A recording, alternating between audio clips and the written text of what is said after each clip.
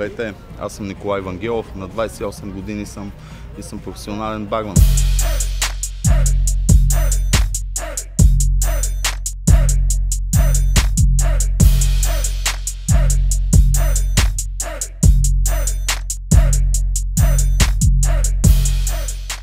Аз съм професионален флеер, състезател.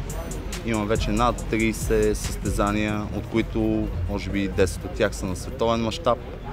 Имам и 6 спечелени състезания за България и много призове от тая гледна точка. Сега ще ви разкажа за барманството и какво е наистина да си барман. Да си барман, това означава да си отговорен, да обичаш професията си и да правиш всичко със страст.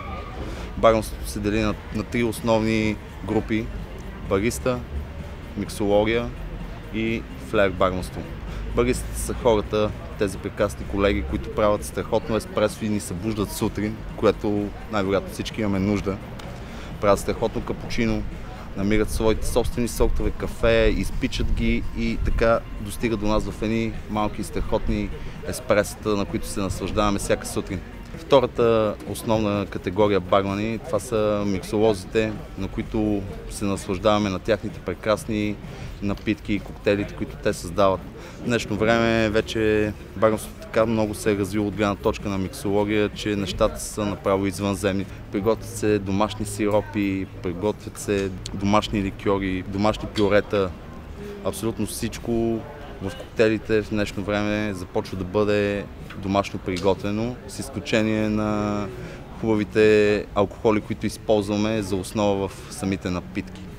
Третата основна част в барманството, това е флеер тендинга.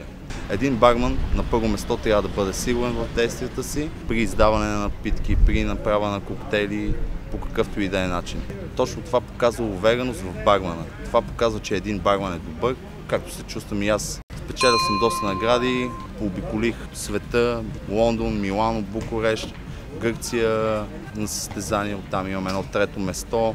Това е състезателния флеер. За състезателния флеер вече се изисква много повече усърдие, много повече тренировки, за да постигнеш успехи. Защото наистина за него човек трябва да се приготви абсолютно всичко.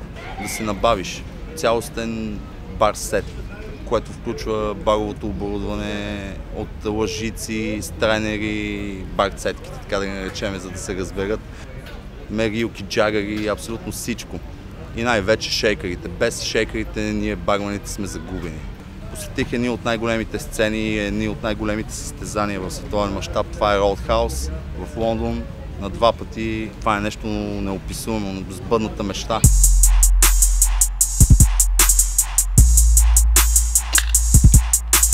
Барман е човек, който се раздава зад бара и гледа да предаде тази енергия пред бара, да го покаже на клиентите си. Дори да са имали лош ден, той да ги зареди. Но като цяло е един голям купон. Трябва да се забавлявате и за тези, които искат да бъдат бармани, да знаят, че Нова година не е празник, Коледа не е празник, бъдни вечер не съществува. Празници няма уикенди, това е само работа.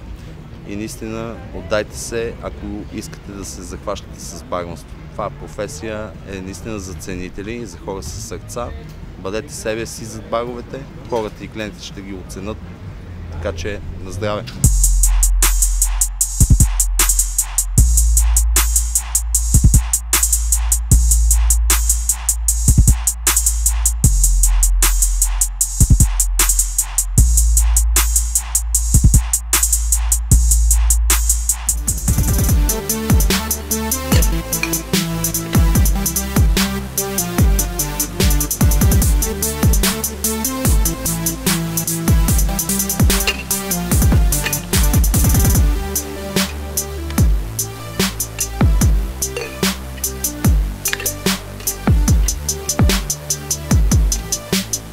Вие гледахте Окото с мен Николай Вангелов. Надявам се, че се насладихте.